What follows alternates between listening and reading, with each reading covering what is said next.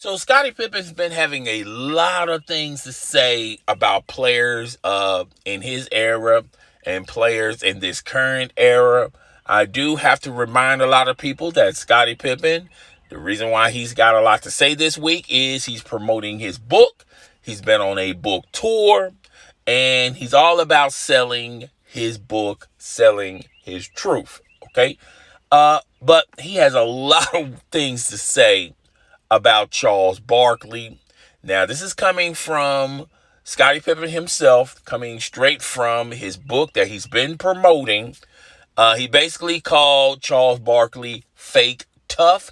The only time he wanted to fight anyone, and the only time he ever wanted to fight anyone, if there were referees around, particularly black males. And he also talked about Charles Barkley was the reason why he left Houston. A lot of people seem to forget that Scottie Pippen went to the Houston Rockets after one season, and after playing around Charles Barkley, he wanted to get out of there because Charles Barkley never dedicated himself in the gym or on the court, and Charles Barkley had other aspirations and influence and a lot of things that influenced Charles Barkley outside the court. We're not going to go down that rabbit hole. And he still to this day he still has beef for Charles Barkley. I want to say this. You don't have to be an NBA insider to figure out why Charles Barkley never won any championship rings. It didn't have anything to do with the players he played around. It didn't have anything to do with the front office. It had more to do with Charles Barkley really didn't dedicate himself to to perfect his craft, to get better every season. And he really heavily depended on his athleticism. And also, Charles Barkley was a party guy. He he enjoyed the limelight. He enjoyed being very successful, having a name out here in these streets, and he loved the nightlife. Okay, and Charles Barkley knew, well, if I just stay healthy enough to still play professional basketball and make a lot of money, get some endorsements along the way, fame and recognition, I'm good. I don't have to worry about chasing rings. And that's the main reason why Charles Barkley never won any championship rings. Okay. So you don't have to be an insider, or this was a well-kept secret. No one knew. Who would have thunk it? The great Charles Barkley, never dedicating himself on the court or in the gym or perfecting his craft. Who would have thunk that? Okay. So I don't know why it was new to Scottie Pippen. Like I said, this was not a well-kept secret. Scottie Pippen knew when he signed with the Houston Rockets what he was getting himself into with a much older Charles Barkley and the dream. He knew exactly what he was getting himself into. He only played one season with the Houston Rockets, and then he winded up with the Portland Trail Blazers. And we all knew what happened from there, his stint with Portland. And Scottie Pippen had more talent on the Portland Trail Blazers than he had with the Houston Rockets. And, he was supposed to be this big-time facilitator that make other people better. That's what he's saying in his book. But the only real major success Scottie Pippen ever had in the NBA is when he paired up with Michael Jordan. Scottie Pippen was accustomed to and used to having somebody always trying to perfect their craft, always getting better in the gym, always getting better on the court. He was also accustomed and used to a solid-minded coach such as Phil Jackson, playing under a scheme that fits his talent. And for him to be a facilitator, he would always have, talent around him. Scottie Pippen was always used to and was accustomed to someone always taking the big shot, and all he has to do was defend the best player on the other side of the court, and do his thing, and he won multiple championships doing that.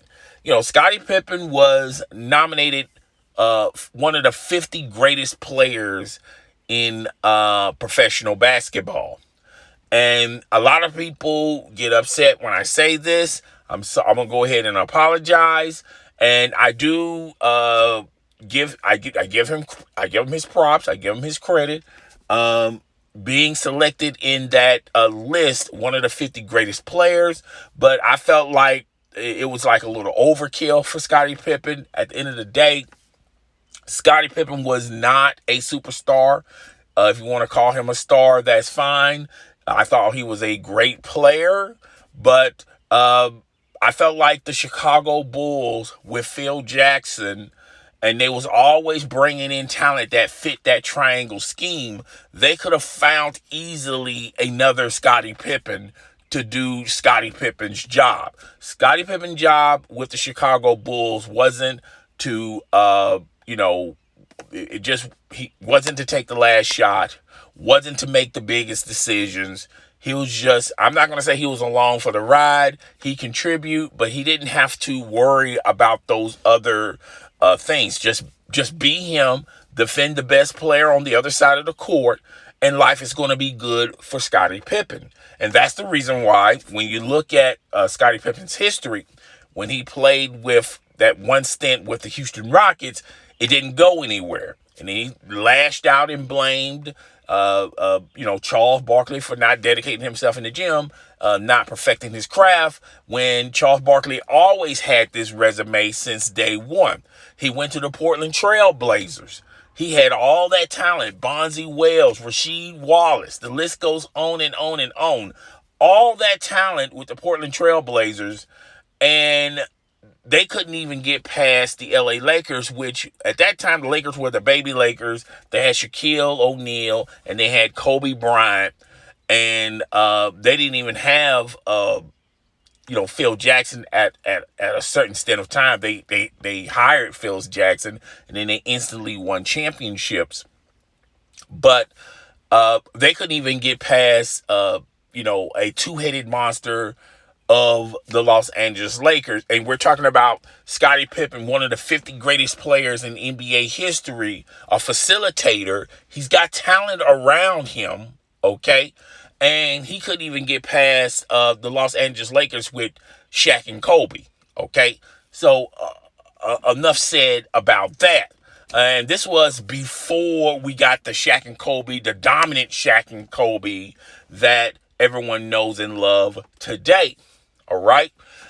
So this is not no hate. I know a lot of people are going to perceive this as hate. I'm just calling it like I see it.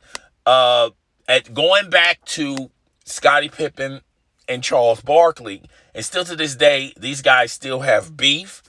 I don't know what Scottie Pippen thought when he was going to sign with the Houston Rockets. I don't know if he thought that there was a light switch that clicked on Charles Barkley, and he said, you know what, I'm going to do things differently. I'm going to take care of my body. I'm going to dedicate myself on the court and in the gym.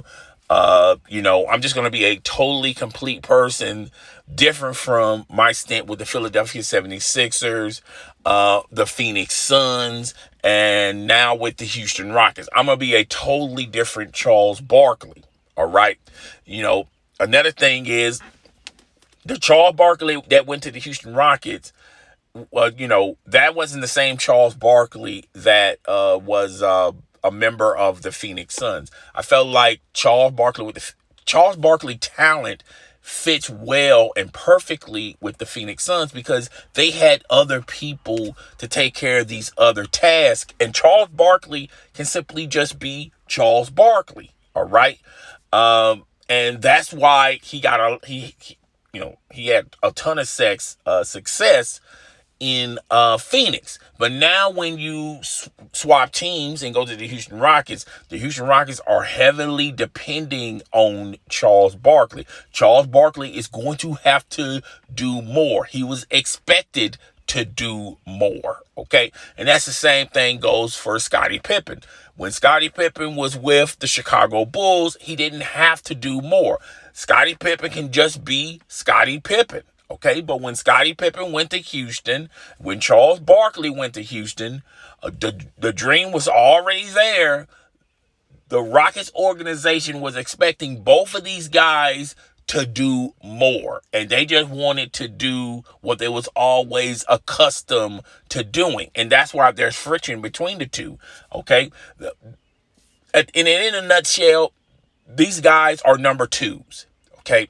Nothing wrong with being a number two, nothing wrong with being a Robin, but Charles Barkley and Scottie Pippen was thinking that both of them was Batman or Batman v Superman. These guys are accustomed of being the number two, okay? So when you have two number twos on one team, of course there's going to be friction. Of course there's going to be hostility because both of these guys feel like they're number ones, and they're clearly not number ones. They've never been number ones in their prime. So what makes you think you're going to be number ones outside your prime? Even though Scottie Pippen had more prime years, just because you go to another team, it still doesn't change the fact that you are a number two, my guy. Okay, you tried with Houston, it didn't work. You went to Portland, it didn't work because you wanted to be. And I felt like the last couple of years in Portland, he really started. I mean, reality just set in on Scottie Pippen. Look, I can't carry this team on my own. I'm just going to have to be more a facilitator and be more like a Robin like I was with the Chicago Bulls with Michael Jordan. And, the rest they say is history. He did go back to the Chicago Bulls. I think he played a couple of seasons with the Chicago Bulls, and then he retired, okay? But, and Scottie Pippen contribute a lot for the Chicago Bulls. If Scottie Pippen didn't take that contract, which, by the way, everyone was telling him not to take that contract, and I'm talking about when he was with Chicago, if he would have just took max money, the Chicago Bulls dynasty wouldn't be the Chicago Bulls dynasty, okay? Someone had to take a huge loss with the contract. They wouldn't have enough money to add all the other talent that, came to the Chicago Bulls, the Tony Kukos, the Dennis Rodmans, the Steve Kerrs, the Ron Harpers, the guys, the forgotten ones, okay? The B.J. Armstrongs, even though Michael Jordan took extremely less, okay? But Scottie Pippen took a huge pay, we took less for pay, hugely. And he also contribute that way.